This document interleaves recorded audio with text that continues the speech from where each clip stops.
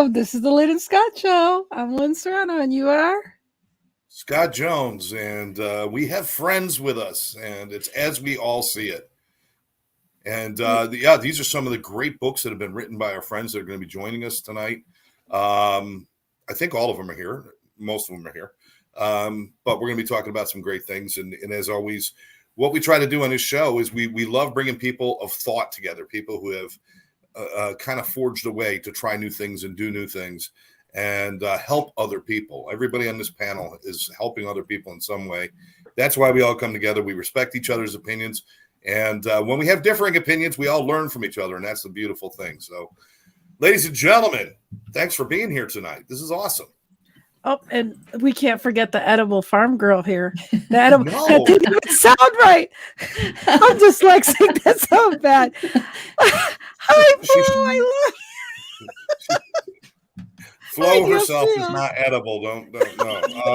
Let's just stop and go on. Just go on. Oh my gosh. Our topic, Scott. Our topic tonight, and we're going to jump right into it because I think there's a lot of good conversation to be had on this, is how to make the first steps in changing your life, also known as getting unstuck. I think everybody at some point in their life, whether it's in young adulthood or old adulthood or whatever it may be, has looked around and felt stuck, like they want to make a change, but they're afraid. They're afraid to leave their job or do something different, recreate themselves.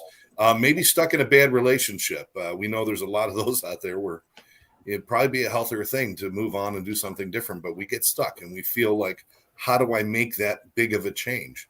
So instead of looking at making these huge changes, let's take a look at the first few steps. What are some things you could do to motivate yourself or to just take those first few steps to start making changes in your life? And I'd love everybody's experiences with this and their thoughts on this. I love this. Oh, look at everybody. Pick. So you'll go Bob first? said he'll go first. Okay, Mr. Donnell. Bob's going to go first? All right. Yes. I think the first thing that I always look at is I got to decide what it is that I need to change. Then I need to decide why I need to change it. And then I need to decide what can I do to create a sense of urgency so that I do it now, not wait. So decide what it is, why, because if it's not a big enough why, we're not going to do it. And then third is make sure that we have created a sense of urgency behind it so that we get it done now versus later. Boom. Can you give us an example of what creating a sense of urgency means? Can you give us an example of what that might mean? It might. Yeah, that's a great question. Thanks. It might be something as simple as to realize that the reason you may say it's because I need to make more money. I need to do this to make more money. Well, you might have to play that tape a little bit deeper. You might have to understand, well, what does money mean? Well, it means that I'm not going to be able to pay. I need to pay my bills. Well, what does that mean? Well, if I don't pay my bills, there's going to be dire consequences. Like what? Like I'm going to lose my car. Okay, you've had no car before. So playing that tape until you have to go, I've got to do something now. We've got to create an emotional urgency that matches the level of what we're trying to do. To run a 26-mile marathon requires a different emotional and physical energy than to walk around the block. So we have to match that. And that energy is going to, or that urgency is going to come from how bad we want it and why we want it, and then developing that urgency. I love that. Anyone want to play on that? Yes. I love that. I love that. I love that. Barry's head was nothing like crazy. Do you want to pick that up, Barry? I think Steve was pointing. That's okay. Don't worry. Barry, go. Oh, okay. Well, I'm going to counter it differently, though. Oh, so wait, and Steve, do you want to go according to what Bob said? Look, guys, it doesn't matter. Okay. Oh, that Bob. I thought you meant Donnell. No. That's pretty funny. This is what happens when Bob goes first. Bob never goes first. We're all thinking it's the end of the show now. So we're I know, it blew me away. You talked about change. He blew the whole thing. Let's reframe our thinking. You see, he found the urgency. Let's He just go knew he ahead. had to go before Steve Right. Rizzo did. Is that was his urgency to be heard tonight? No, just kidding. Go ahead, Barry. Let's shoot over. Let's shoot over. We'll hear Barry, then we'll hit Steve. So go ahead, Barry. Okay, so a couple of things I'll drop in now. I want to back up before that because a lot of people say they want to change, but have no idea what they're doing. So I'm going to use a different languaging for the same thing Bob's saying, which basically is, first of all, I've said this many times in my work, the first step is always awareness. Because a lot of times people have no clue what they're looking for or where they're looking and what they're upset with. So first of all, just like take in the scene around you, so to speak. Get clear about where you are, what doesn't work, and what you want to shift out of first. Because sometimes it is getting away from something rather than going towards something. And one of my teachers, Michael Beckwith, talks about how the pain pushes until the vision pulls.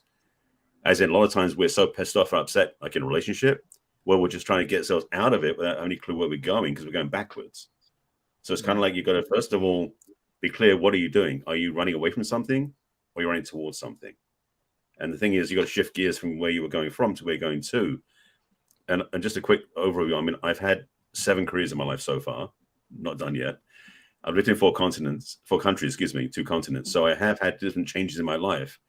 And I would say for me, the one thing that always runs through all of it, even though I was never aware of it until maybe 25 years ago, is that it's always for me spirit-led. I'll talk about my book later on, but I get messages and downloads and sometimes kicks in the butt from spirit that get me moving in the direction I need to go in because it knows better than I do sometimes because my head doesn't know as much as my spirit does, you know? So that's a little piece to add to the conversation. Yeah. I love that. Love that. Absolutely. And I agree with you there, Barry, as far as your spirit, your gut. I think that's where I get led a lot to have the guts to do some of the things I really don't want to do as an introvert. It's like I listen to that spirit that says, you got to do this. And I'm like, but I don't want to. And then I do it. So I like that. Mr. Steve? Well, if you really like what Barry said, I agree. Next. Okay. I love you, Steve. I know. I love you too. Actually, I'm tagging on to what Barry said because awareness is the key that'll set you free. And it's not, you have to become aware, not that something's wrong. You have to know exactly what it is that is wrong. You can't fix something unless you know it's broken. And you have to go from that point. And the thing is, we have to respect the fear of change. Fear has to be respected. You don't have to let it dominate you, but it has to be respected. There are people, women in particular, who will stay in abusive relationships their entire life because the fear of changing and starting a new life is really more powerful than the fear from the abuse that they're getting. You better read that message right there from Eric. Barry, I'm trying to get out a relationship with Rizzo.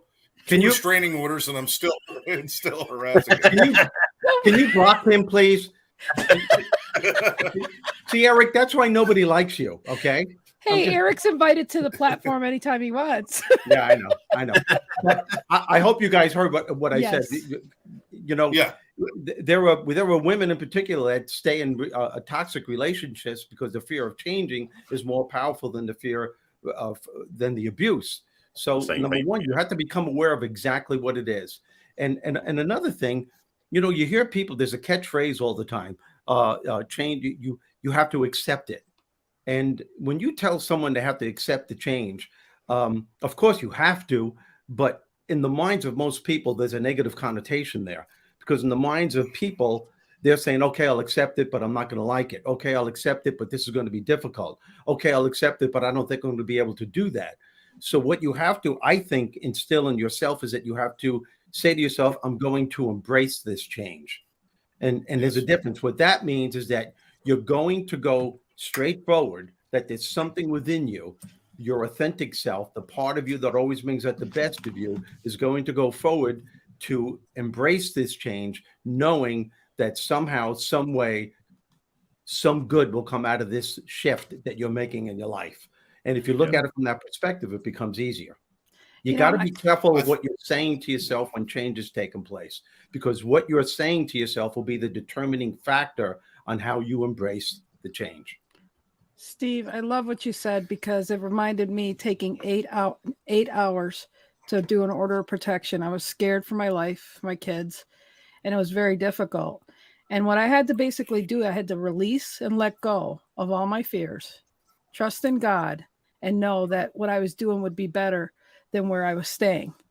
And that is a very difficult thing to do. But again, you can't go backwards and go forwards at the same time. You got to pick or choose. So I really appreciate what you said.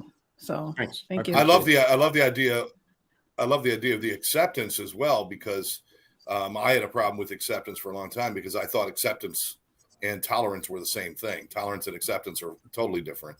Tolerance is to look upon something with judgment and to do all of this. And acceptance, if you look up the definition of acceptance, it says to look upon with favor. So it is an embracement. Acceptance is embracing things. So definitely good thoughts there, Steve. Scott, my man, what do you got for us today, buddy? I'm going to go real Captain Obvious here. I love it. Someone's got to do it. Unstuck. You ready for this? Move. Yeah. I mean, you've got to do something. You've got to take. You've got to take an action. You're going to be off course in life far more than you're ever on course. But the only way to get any feedback is to move, to take some kind of action toward it. Now, growth equals awareness plus inspired action. There's no doubt about it. So you've got to have awareness that there's some kind of opportunity to do something different. Everything that everybody has said is spot on here. But I had a client one day. She said, I'm stuck. I said, good, move. She goes, no, you don't get it. I'm stuck. I said, no, I get it. Move. She goes, no, you really don't get it. I said, no, I really do. Move. She said, what are you saying? I said, can you feel your right foot? I said, yeah. She said, yes. I said, move it. She goes, okay, I did. I said, good. You're not stuck anymore. The reality is sometimes we get so penned up in the fact that we're stuck. We're not really as stuck as we think we are. I mean, yes, we're stuck. I mean, yes, but if you take a movement, some kind of action is going to happen, which is called feedback. So you can now take the next action. I mean, I created an acronym, Dare to Dream. Dream is decide on the future, exactly what Bob Donnell said, right? You've got to restructure your activities toward that new action. You've got to execute the plan that you've come up with. Well, then you analyze it to see what's the outcome, and the chances are you're going to modify it and re-execute. So, I mean, if you're stuck, it's just the beginning of your dream. It's the beginning of your opportunity to move from wherever you are, seek wise counsel. There's a pretty good book that says that, by the way. Seek wise counsel and talk to some people about it. Take some actions, go forward. Pretty amazing what'll happen if you go ahead and do it. But again, you can't do any. You've got fight, flight, and freeze. Most people think there's only fight and flight. Fight, I'm going to put up your dukes. Flight, I'm going to run away. Freeze is the worst component. That's when you sit and do nothing. That's when you're stuck. So even if you got into fight or flight, you're better off than when you're in freeze. In freeze, nothing changes. Is that your fourth one? To add to what you said, Scott, Einstein said it, and best. Excuse me. Nothing changes and nothing moves. Yeah. Mm-hmm. You got to get up off your ass and make it happen. Absolutely.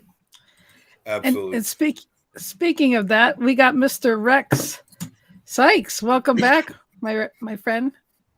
Hi. Wow. There's a bunch of different ways to tackle this. One is to say that most people don't want to change and they won't. So 98% of the people are going to stay exactly where they are because that's what they do.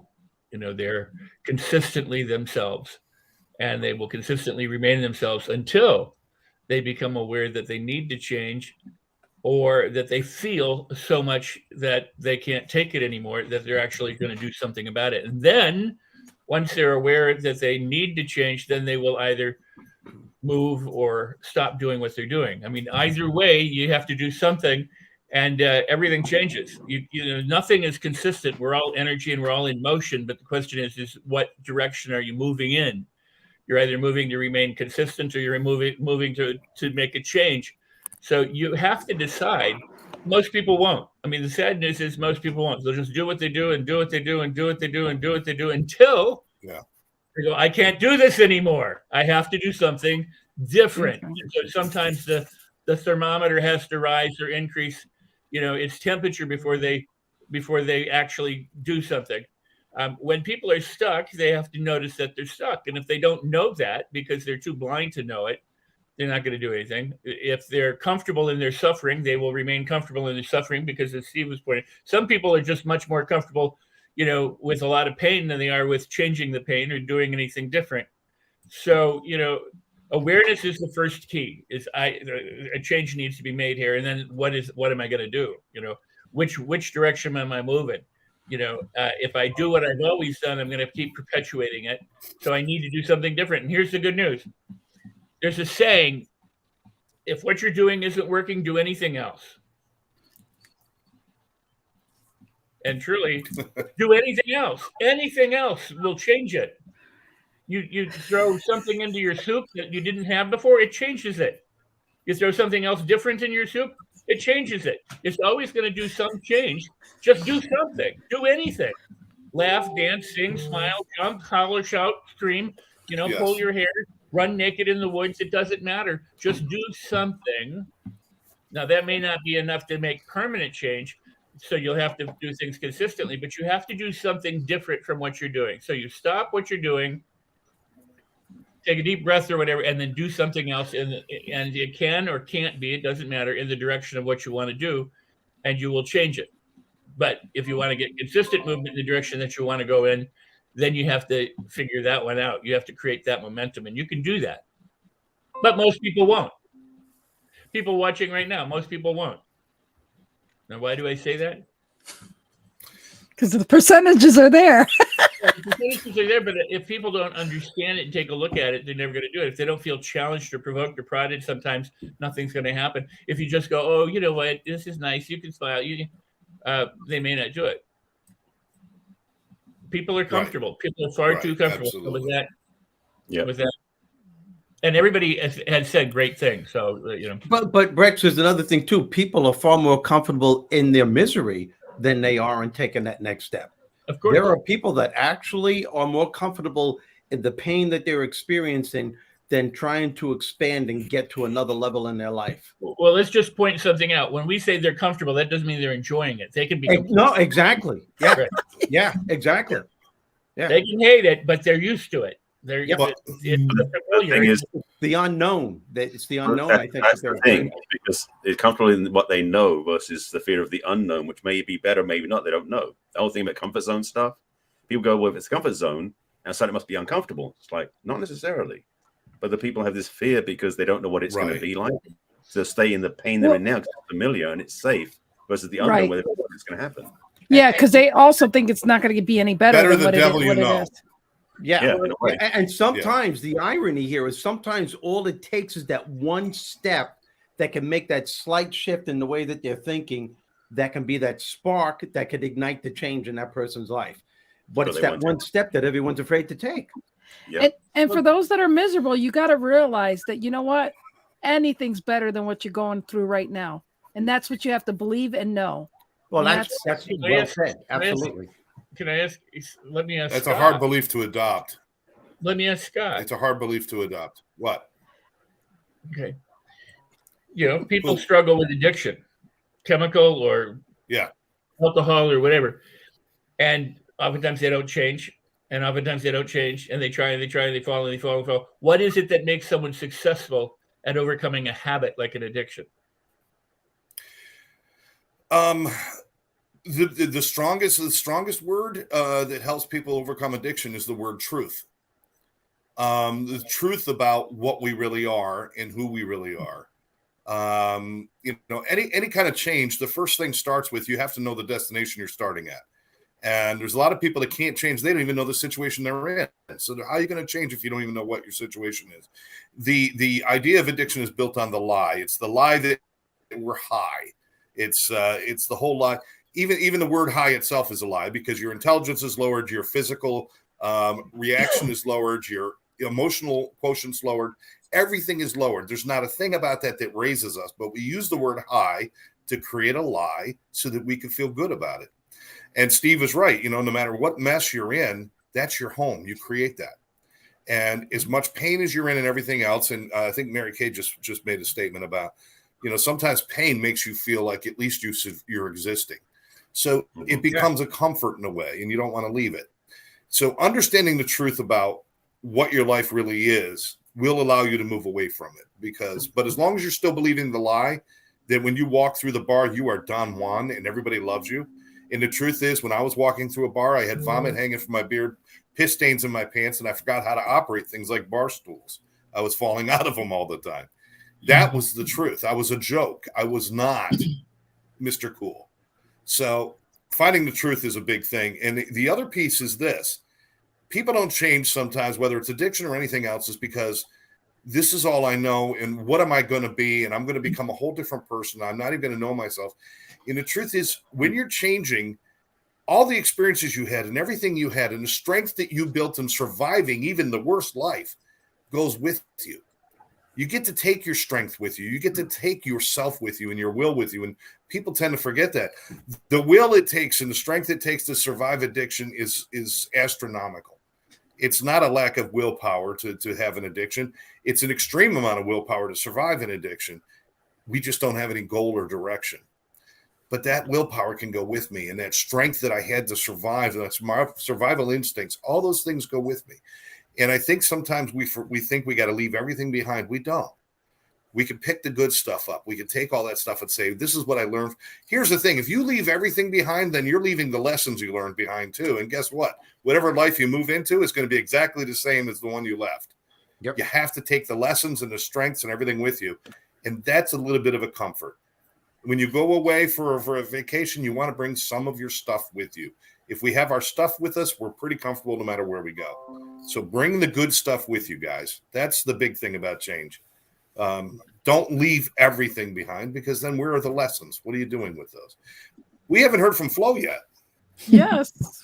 And I love that you asked that question, Rex. So thank you. And hello, beautiful Thank you, Rex. Flo. Hello, everybody. Wow, there's been some good statements coming from this. And I'm fortunate to have a coach like Bob and go through, what you need to change and then decide. But we were having a talk about it the other day, and we were talking about how processes work. And my process, if I need to change something, I'm a list person. So I'll list things out and go through them like in a chronological order, I guess, just to see what I want to change and what I need to change. And then I'll just keep making the list of what needs to change. So, but yeah, it just depends on what I'm changing. Thank you so much, Flo. You're right. And we make lists for everything. Why not make a list to prioritize our life? Right. So I love that. I think there was a common thread going through here about people have to know either what they don't like in their life or what they want. More importantly, what are they moving towards? What do they want? And that requires an amount of self-reflection. I think a lot of people who try to make changes or get stuck, one of their biggest stucknesses stuckness, that's a new word. One of the biggest stucknesses that I've recognized is that people don't even know themselves. Mm-hmm. You know how many adults I deal with every day? I say, what makes you happy? And they're like, well, I don't know. I ask a 5-year-old what makes you happy. Pizza, ice cream, boogers, farts. They know what makes them happy. They don't even have to think about it. You ask an adult what makes you happy, they're busy searching for the right answer instead of their answer. Yeah. So, yeah. How important is that, people, to understand yourself before you start making changes? Anybody. One of my programs is called "Don't Just Accept Change, Embrace It." Gee, go figure. That's what I was just talking about. And I know for a fact, if I'm speaking to a corporate company, and there could be maybe thousands of people in the audience, and I'm just giving an example here, and they hired me because they're going through some intense changes. And I know for a fact that as I'm looking out at the audience, that they all have the same job descriptions. They all have the same educational background. They're all experiencing the same changes. They work for the same company. And I know for a fact that some of them are not going to be able to handle the change at all. They're gonna complain about it. They're gonna think it's gonna be the worst thing that could ever happen to them. And then there are going to be those that are saying, okay, this is what happened. This is what needs to be done. I'm probably not going to enjoy this that much, but I have to do what needs to be done. And then there are those that are going to be saying, all right, this is challenging, but I know there's something within me that can not only meet this change head on, but I'm going to make a conscious choice to enjoy myself during the process. And the thing that I figured out, what separates these three different mindsets, are the thoughts that each individual has about the particular change. Because the thoughts that they have about it will create the beliefs they have about it. Those beliefs will create the way they feel about it, and that'll formulate a certain attitude, and that will lead to the actions that they take. But it all starts with their thoughts. Some of them are automatically, as I'm speaking to them, are generating ideas on how they can embrace this change. And there are those who are thinking the complete opposite and saying, here we go again. Why are they throwing this shit at me all the time? Why can't we leave it the way it is? I'm not going to be able to handle this. If it isn't one thing, it's in another. Now you're in a situation where you're making a challenging situation way worse than what it has to be. And it all starts with your thought process. If you could shift your way of thinking to a more productive way of embracing the change, it really does become a lot easier because your thoughts create your reality. Absolutely. I wanted to add something about the time that Steve started to speak. You know, one of the reasons for hardship and trouble and difficulty and all the pain and suffering that people go through is to get clarity. Because when you're suffering, when you're hurting, when you're painful, you know what you don't want. And if you know what you don't want, the flip side to that is what you do want. So you can get more clear on what's important to you, what you need, what you want, and where you want to head, because of the very circumstances that you're in or surrounded with or whatever it might be. People go, oh, I don't like that person, they're an energy vampire or whatever. Well, okay, now you know that you don't want that. Instead of blaming that person, find the kind of people you do want and surround yourself with them.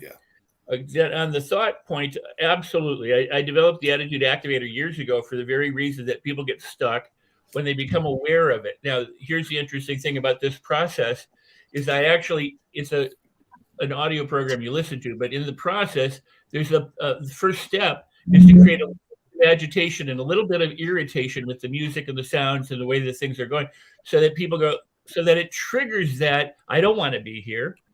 So that the next thing they do is they stop, they take a deep breath, they start to shift, and then they shift those thoughts into what it is that they want.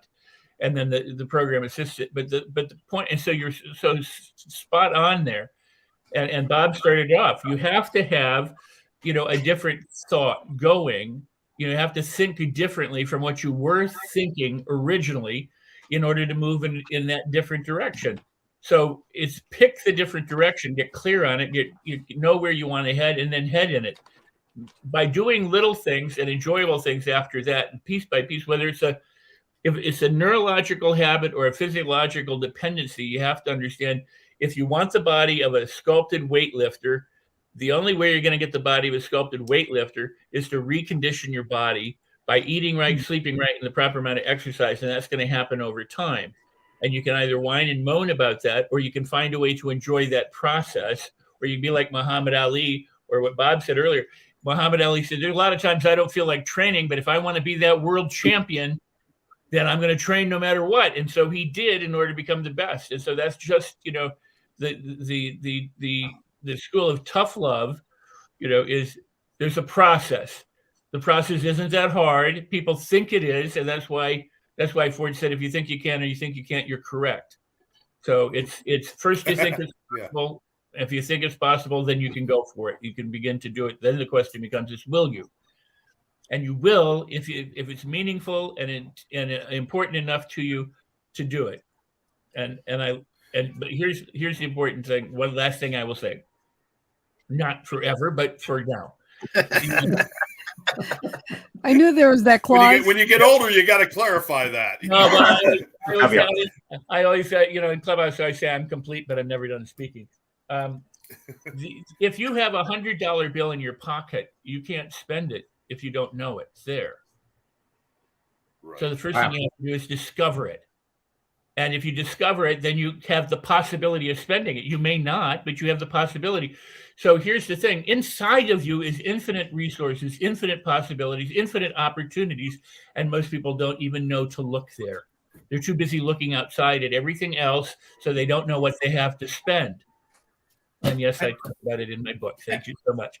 And, yeah. And a lot of people are afraid of that part of themselves, though, too. Yeah. You know what I mean? They're afraid to embrace that part of themselves because that means there's more shit they're going to have to do to turn their lives around. So, and I have a question, please. I have a question. You embrace the hardships and the pain. Yeah. I just want to know hardships and the comment.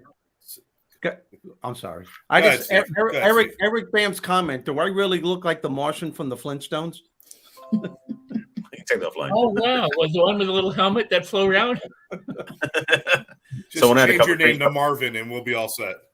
So a couple of thoughts. I wanted to say, Rex, I appreciate the fact that you talked about the pain as being, this is what wakes us up, and this is what makes us decide we want to do something different. So even to look upon the bad stuff in our lives and say, all right, well, there's a reason for it. It makes us much more comfortable in moving forward and stuff. Instead of feeling beaten down, it feels like a push from the backside then. If things didn't break down, I'd still be driving a Delta 88 with an 8-track player in it. Okay. Shit breaks down. You got to move on. All right. That's it. I just want to add to that. And that is, it may not be true that things happen for us or any of that stuff. But if you assign that meaning to it, then it becomes a useful lie. It becomes something that you can work with. So if you believe it, even if it were not true, it can benefit you because people believe all sorts of stupid things. Why not believe something that's beneficial? Mm-hmm. Yeah. Right. True. So something Scott said earlier about not knowing the way through sometimes. I remember those years and years ago. When planes are on autopilot, they're never on course. Right. People are going, what? It's like, no, if you're flying from LA to New York, the plane's off course something like 95% of the time. Yeah. Because the plane is moving back and forth on the line. So basically, if you go in a straight line, it's always zigzagging up that direction to get where you're going. For most people, oftentimes where they won't change because they don't know how to get there because it's too big a picture trying to put in their head. And like, I want this vision, but it's like, how do I get there? So again, something I learned from my grad program, which I loved, was the fact that when you take steps, the journey of 1,000 miles begins with one step. But the whole point is when you take that first step, then you reevaluate and you look around and say, okay, now I've got a new viewpoint. Like you said, Rex, taking a step, move your foot, do something. They're getting unstuck. Was that Scott? I remember one of the two said that. The thing is, when you made that next step, your viewpoint's changed. Where you are is different than it was where you stepped from. So each step along the way, you can reevaluate and discover, I've got more resources now. I can see different places now. I can turn left here. Trust each step along the way because the journey you end up with, the funny thing is, you may end up somewhere completely different than you planned because you followed what was in front of you. So when you look at these big visions, oftentimes you don't know how to get there, and that's okay. I mean, like my book was an example of that. I had written down some ideas about teaching stuff, not about a book because I'd never written a book before. And I remember for about 2 weeks asking Spirit, or I should say asking the universe, what am I going to do with these things I've written down? And the voice said, write a book. And for 2 weeks, I ignored it, or I should say I argued with it. And finally, after 2 weeks, said, fine, show me. And it did. But the thing is, until I let go of trying to control it, I had no idea how to do it. Wow. So that's one thing about working with Spirit so much, because it really does bring the things that I know. I mean, let me put it this way. Spirit is within us. It's not something up there on a throne. So I know it's already in me, but I can't access it when I think I know what I'm doing. Yeah. Big lesson. Well, and that's one of the things that I share with that whole concept of being off course is you're going to be off course far more than you're ever on course in your life. Yeah. That's not the issue. The issue is working to be less far, less often. It's to take and create a point that you're seeking. Our mind goes to what we focus on. If we've got an idea of what we want, if we want a better life, if we want greater abundance, if we want greater peace, then as long, and that's to Rex's point, as long as we if that's a convenient lie, that we can achieve that. But at least that we focus on that, that's where we'll head, and we can make those determinations and make those course corrections along the way. And you're absolutely right, Barry. It's a matter of taking and evaluating each step and looking and saying, am I getting closer to or further from? And then you do it again. And again, that's the reason for mentors. That's the reason for coaches. It's the reason for modeling. People have more than likely achieved what you would like to achieve previously. Well, how did they do it? Now, some people got very wealthy in ways that I would have zero desire of getting that wealthy. And there are some people who've gotten wealthy just the good old fashioned way. They earned it. Okay. The point is there are models out there. There are people out there. That's what this show does. Hopefully it creates some thought provoking topics that all of a sudden you go, oh, gosh, maybe I could do something different. I mean, when the pandemic hit, I know a whole bunch of speakers and trainers that all of a sudden had to think really quickly because there were no stages. There were no opportunities. There were all of a sudden what we were so accustomed to disappeared overnight. And so reinvention became the key word, right? You had to move. You couldn't stay where you were at. While Scott was sharing, I did hear sirens. So if one of us has to go off the air very quickly, you can donate bail money to the Lynn and Scott show, and we'll get that out. All right? Scott. Rex is saying something. Hold on, Rex. Go ahead. I do need to leave, and the sirens weren't here, but so. But I have another commitment, but I would like to add a couple of things to what we're talking about. I love what Barry said, and again, it is about spirit. It's about something a little bit beyond, just thinking about it. Because thinking, we do have to change our thoughts. That journey of 1,000 steps first begins here, the decision to make that journey, and then the actual footstep. But and then to the point that was made about the flying, being off course. Well, you can't sail straight. If you're in a sailboat, you are always going against the wind. You're tacking back and forth in order to go straight, because the wind, if you're going straight with the wind, you don't have wind in your sail. You can't do it. So you're always moving in order to fill your sail. And then when you bike or when you hike up a mountaintop, one of the things that they teach you is to not look at the mountaintop, but to look at your feet, or to look 3 or 4 feet ahead of you, so that you're not comparing. Because a lot of people look at the mountaintop, they go, I can get there. It's too far. It's too big. But if you're always looking at the step or two in front of you and taking that step, you'll always move forward incrementally. And as Barry said, or every time you move, you're in a different vantage point. So you go as far as you can see, and then you can see further once you get there. But every step, it's changing that viewpoint. So you're working your way along. The more enjoyable and fun that you can make it, the greater ease you'll have. Some people like to beat themselves to it, and we have a horrible. I think it's just absolutely horrible that we think no pain, no gain. Because I say gain, but no pain is the way I want to do it. So, and then the last point is you have to assume that you're already there. You have to kind of live from the feeling of the wish fulfilled, and not notice the gap and concentrate on the gap. You have to concentrate on the why, as Barry pointed out. You got to concentrate on the training. I am the world champion that Muhammad Ali had, so that you have the momentum to do what you want to do and the reasons to do what you want to do. Because if you look at the distance between where you are and where you want to be, you might never do anything. So there are very easy ways to essentially effectively trick yourself into doing the things that serve you the best. Thank you, Rex. Thank you, Rex. We appreciate you taking the time too. Yep. Appreciate to all of the esteemed people here. Everybody, I just want to say thank you. I learned so much from each of you, and thanks for the opportunity. Much love, peace, and blessings to you all. Celebrate everything. I will see you the next time. Okay. Bye, Thanks, Rex. See you, Rex.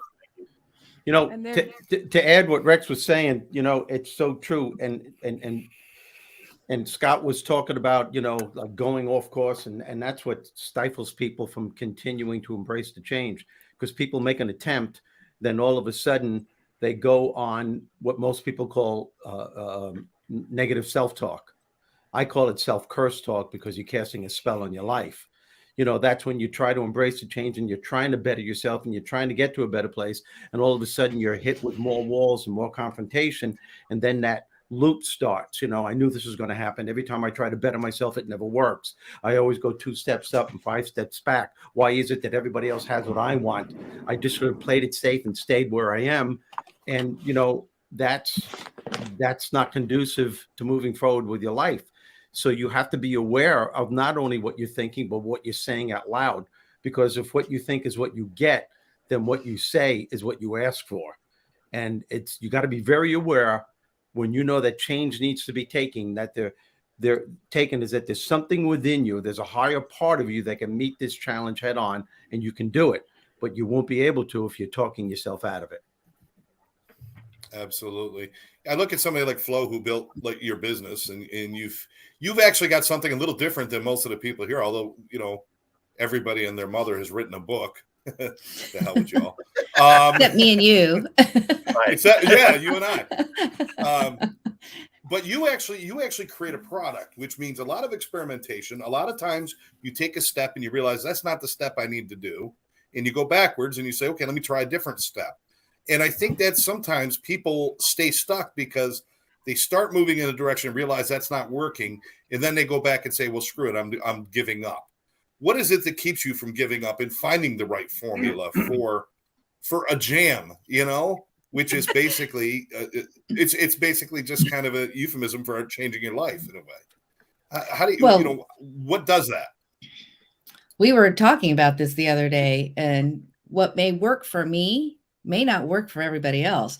Because if I'm cooking at a higher altitude, the recipe's not going to work. It's not going to be the same as when I'm cooking here in my commercial kitchen.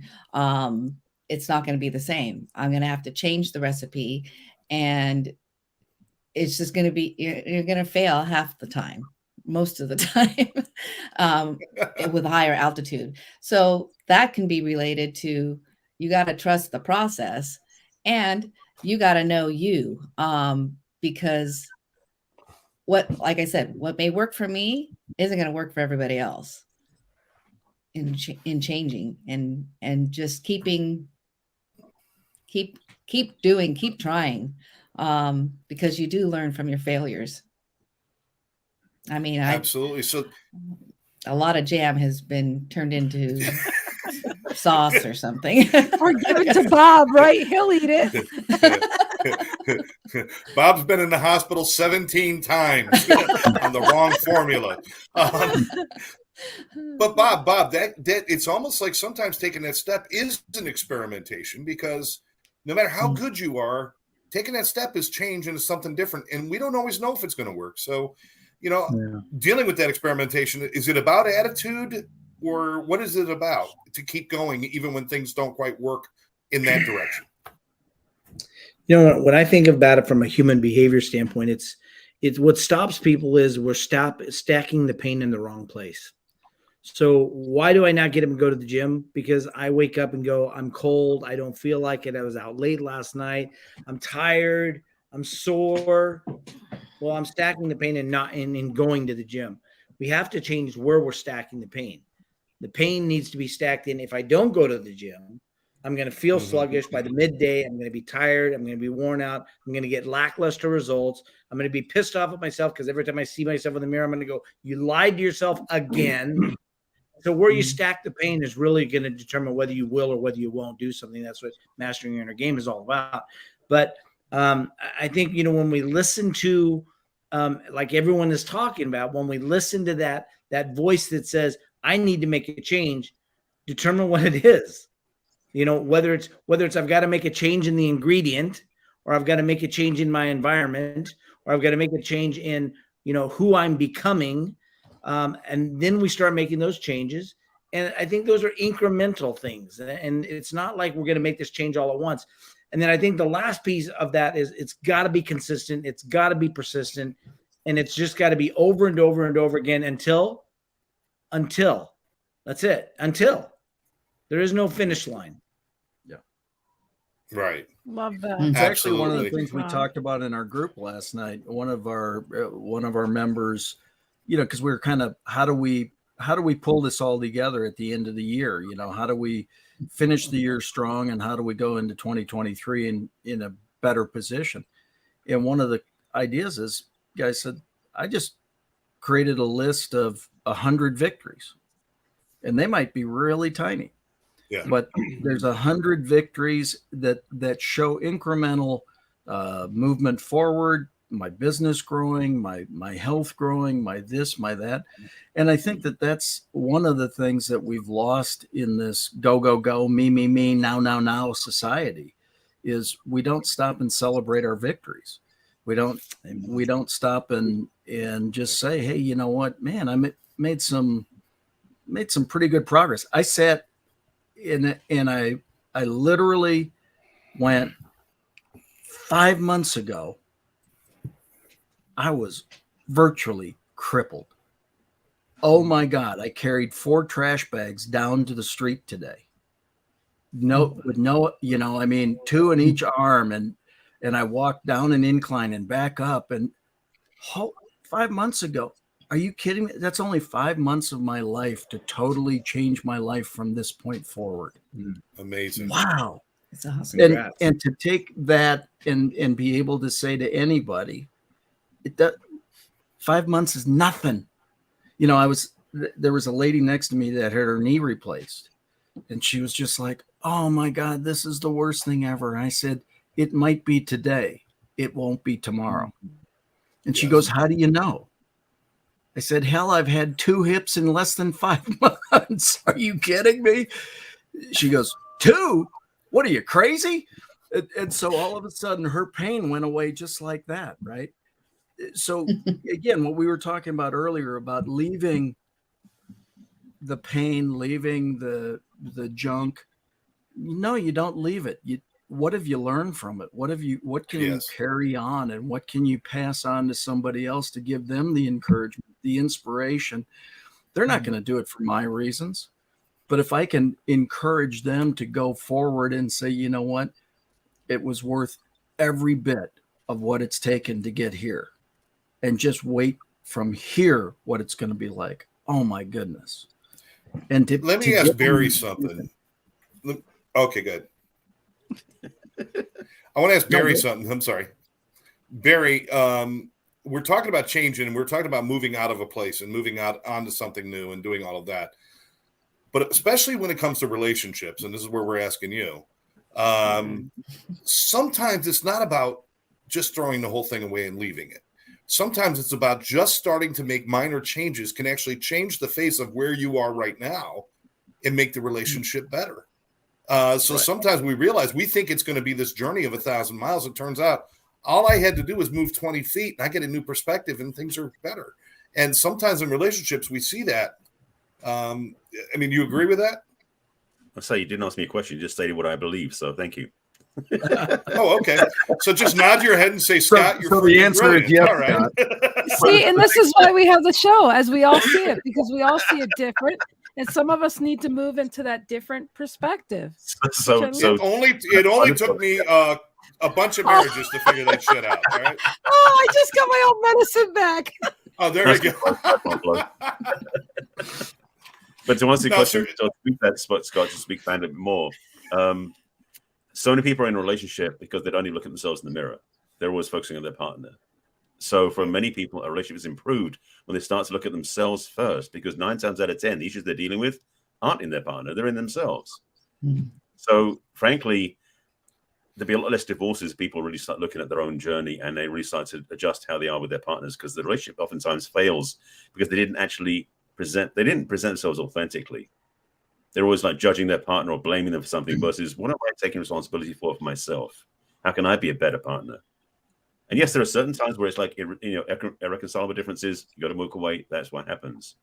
But for many relationships, at least there's another chance to move up a level, and you can do the change, get unstuck in the relationship that you've had that's become so static because you got bored or lazy or comfortable.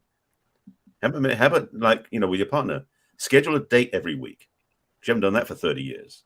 Simple things you can do that transforms your experience with your partner that can actually make it better without having to leave, because divorce is pretty final. And sometimes it's necessary, but oftentimes it's not. So before you cross that line, have you exhausted all the possibilities of making the relationship better? See, I got the same advice to schedule a date every week, but they forgot to tell me it was supposed to be with my wife.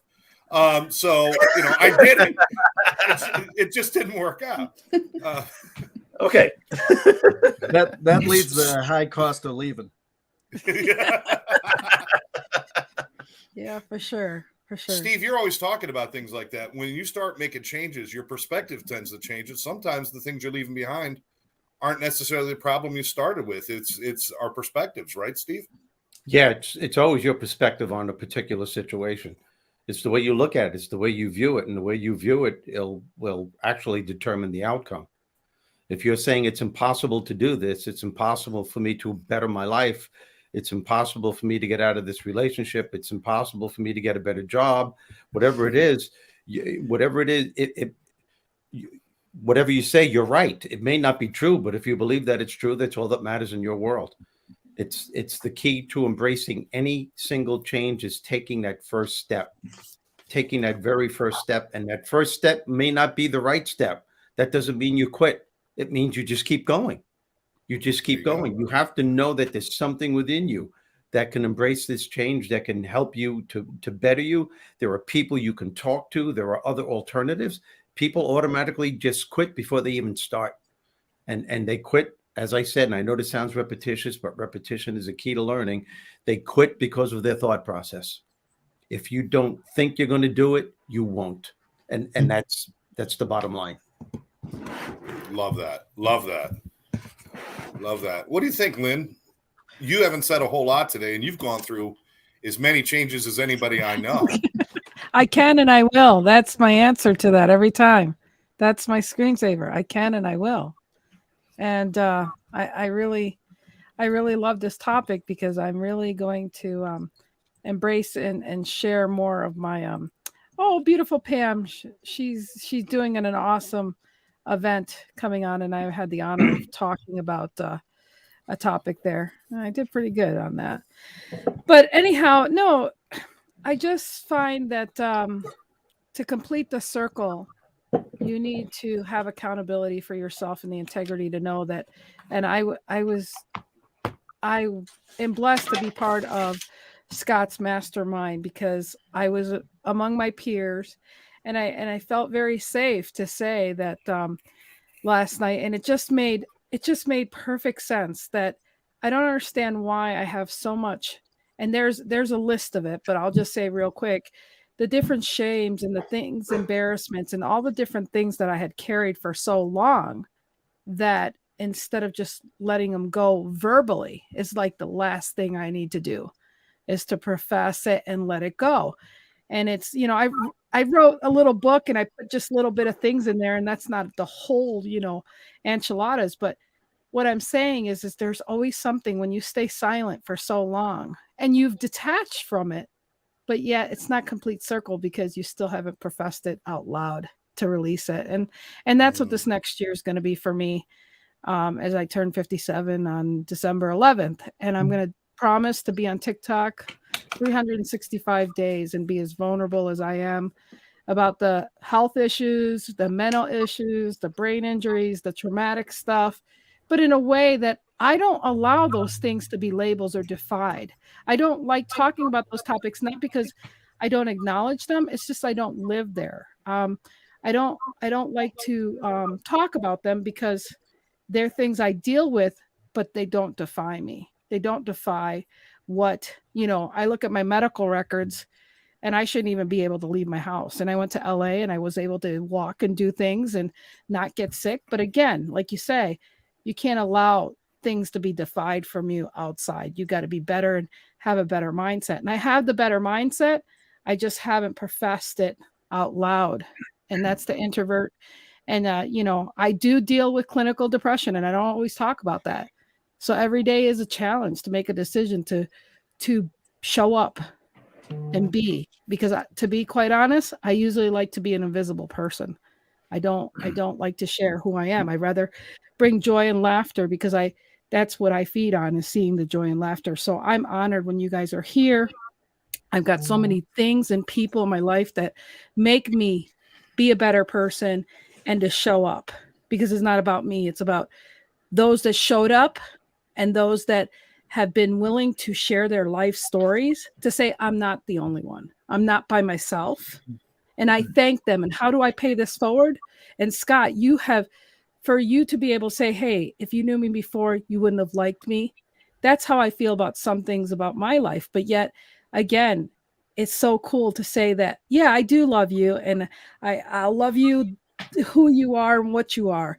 And that when you find the people that love and support you, it doesn't matter what anybody else says. And so you don't have to have everybody acceptance, but you have to have people that you know that are there for you. And I think that's really important is don't worry about the masses. Worry about being surrounded by people like Bob Donnell and Scott Schilling and Steve Rizzo and Barry and Flo and Scott.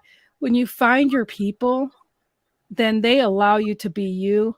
That's where you start. And don't worry about anybody else says.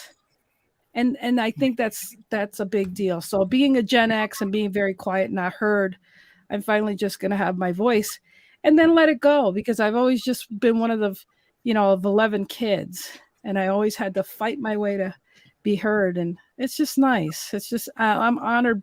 Flo and Bob spent like about 9 hours with us, and we were worried about them traveling, and 3 hours they drove to see us and stuff. We're just honored to be around the people and the things that they do. If you don't realize people, what they do for you, it's the little things in life that matter, people. And remember, the people that come by, spend time with you, they have other places to be. So don't think nobody doesn't love you or don't acknowledge you. They do. And it's those little things that make a difference. So I want to thank every one of you guys for that. I'll tell you what we're going to do is we're going to give everybody 30 seconds for closing thoughts. And let's start with Flo. Closing thoughts, Flo. Really like this topic, and just closing thoughts is start like Scott Schilling was saying, move, do baby steps, just to start making the change. I love that. Excellent. Thank you. Excellent. Thank you so much for being here, Flo. You're awesome. Always. Thanks. You always bring us up. You always bring this light to us, and we appreciate that because we're a bunch of beaten down people, and we need you. You're just a beautiful light. You absolutely just Barry, my man. Final thought or closing thoughts, man. I can't say final thoughts anymore because it scares Rex. No, one thing I saw one of the comments that posted below about worrying. I remember a quote from many years ago, which I still remember, is that worrying is praying for things you don't want. So if you're praying, pray for things you do want. So shift your energy, focus on what you want, where you're going, and really start putting the energy into that. Again, and the other piece, again, about spirit, is that there's another phrase, one other quote I remember hearing, is don't believe everything you think. Yes. I love that. Truth. So trust a deeper voice, a quieter voice, a more honest voice in your guidance. I love that, Barry. Absolutely. Thank you. And I love this. I think it was Einstein said you can't fix a problem with the same thinking that caused the problem. So don't believe everything that's going on in your head, because your head is what got you where you at. Look for outside ideas and find some new ways of doing things. There you go. Yeah. I love this, Scott. Look at Flo has the glow. She is the Flo glow has the of the glow. group. She's the glow of the Flo group. glow. The light That's that right. guides our way. Mary Kay. Yes. 91%. And Mary Kay says 91% of worries never happen. I love that. I love that. Absolutely true. Steve, final thoughts, my friend. Yeah. Again, I'm going to be repetitious because I believe in this whole discussion that it's crucial. If you're going through some changes and you have to take other steps to better yourself, just be very aware of what you're saying to yourself. Be aware of your thought process. And there are two parts of you, your authentic self and the big mouth inside your head. And the big mouth inside your head is the one that always brings up toxic labels and beliefs from your past into the present moment. And if you believe what the big mouth is saying, it will not only affect you in the present, it'll affect you in your future. So you can choose from that part of yourself or your authentic self, which is the God part of you, or as my book says, the Bob part of you. Not you, Bob. I mean, I love you, but it's not. And you have a choice on who to listen to. And if you don't think you're good enough, you don't think you're smart enough, you don't think you're worthy enough, and you can't do it, you're right. And that's the way your life will stay. But if you think there's something within you that can meet any challenge head on, and you know that you'd be become the person you're supposed to be, you're right, and you'll do it, regardless of how many times you may make a mistake trying to get to where you are. Mistakes are blessings. They are the lessons that tell you that's not the right way, and you just keep going until you find the right way. Thank you, Steve. All right. Everybody look forward to there's going to be a Silly Side podcast with Scott and Steve coming soon. Sometime we're going to do a little something special. The Silly Side with Scott and Steve. And Lynn. You know, what could be wrong? and Lynn. I'm sorry. Bob. Okay. Bob. Let's wrap that. Donnell. Mr. Donnell. Take immediate and decisive action. And then be patient. Be patient with yourself. Be patient with circumstances. Allow for kindness to win. And the only way we're going to do that is to be kind to ourselves first and expect the expectation of things changing because we're taking action. All right. Nice. Absolutely. And Scott, the man who shamed me today by telling me he's got 2 new hips and carries 4 bags of trash, and I fell down carrying a box of coffee. So True story. I'm feeling very shamed right now. Scott, final thoughts, my friend. Well, everything that was said tonight is really fabulous, and I would hope that everybody takes it to heart and again critically reviews everything that was said, because it's exceptional. But what hit me as we were circling up here was you are enough. You're everything you need to be, and wherever you are is perfect at the moment, because you wouldn't be there if you weren't supposed to be. But you can move from there. You can improve. You can get unstuck. You can go to wherever your dreams are. Just take the action towards it. And when you take enough action, it becomes satisfaction. Enough action is satisfaction. And so you'll get there if you just keep on working at it. Love that. And I'm just going to throw in there at the end, it's like, I think, Bob, you started out the show by saying, you got to know what you want. How are you going to make a change without knowing what you want? And I think people forget it's okay to dream, and it's okay to think about things, and it's okay to decide to try things. I think sometimes it's like, listen, there's dreamers and doers, but you need a dream to do anything. You need an idea. And look at yourself. Look at the things that light you up and start moving towards those things. It's no good to have a destination that you don't like, because the journey is going to suck. I guarantee it. That walk to the electric chair is a very ugly, terrible, awful walk. But but people will stand in line for hours. How would you know that? He's been there and back. It was a fortune teller told me. But I knew where I was going. Sorry. But people will stand in line for hours for a ride that they really want to go on. And they might bitch about the line, but they don't leave it. They stay put, and they keep stepping forward a little bit at a time, because it's where they want to be. So figure out where you want to be and start moving there. And Steve, you're right. Don't let the self-talk talk you out of it. If you want to do it, you can do it. Lynn, as always, beautiful, Lynn. It's been great as always. And you guys are all awesome. Thank you all for taking your time to spend time with Lynn and I tonight. It means the world to us. We had no idea it was going to become this, and we're so glad it did. So this is one of my favorite parts of the week, My quick final words are: life can be an amazing race. Enjoy the pit stops. And way to go, Flo. Way to go. Start. She's getting me back. She's getting me back. Well, I just love you so much. But seriously, enjoy the journey. Don't stay with the woulda, shoulda, coulda, but do what is possible. Like you said, I love what Scott said earlier about when you travel. Sometimes you travel, or sometimes you just need certain things to comfort yourself, or make provisions. Be ready for what possibly could go wrong. But that doesn't have to stop you. Always have a plan B. I went to California. I never take medicines, by the way, but if I have to, I have them. I mean, I did the things I even brought a cane, didn't want to, but if I needed it, I had it. I mean, just taking the provisions, so that I wouldn't have no excuses, but I wanted to be present. You can be present. I mean, Hipster knows about pains, you know, having bad knees or whatever. It is what it is, but it shouldn't stop you where you're at, you know. And I've got to get the swelling down from my legs this year in order to have knee surgery. So it's not just knee surgery for me. I've got about 50 or 60 pounds of water on both legs. So it's not a fun journey, but I'm looking to move the needle, to do the things I need to do. And yet I'm still going to be present. I mean, I'm blessed that I didn't use no excuses. I showed up and I'm blessed I did. And I got to see Barry, and it's just, you know, again, it was a big deal just to meet you guys. And I'm just super blessed by that. And again, that's what I mean.